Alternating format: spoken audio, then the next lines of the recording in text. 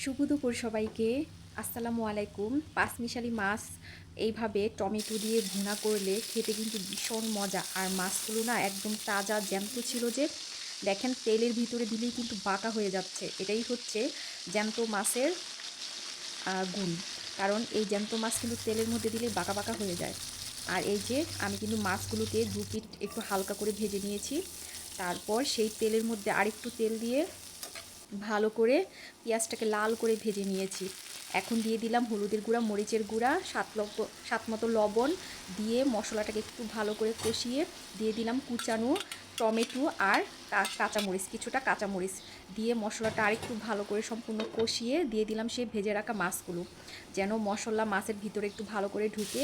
একসাথে কষিয়ে নিয়েছি। তারপর আমি পানি দিয়ে দিব সামান্য, খুব সামান্য পানি দিব, বেশি একটা পানি দেবো না, এটা একটু ভুনা ভুনা টাইপের হবে। এখন ভালো করে কষিয়ে মাছটাকে একটু পানি দিয়ে তারপর দিয়ে দিব ধনিয়া পাতা।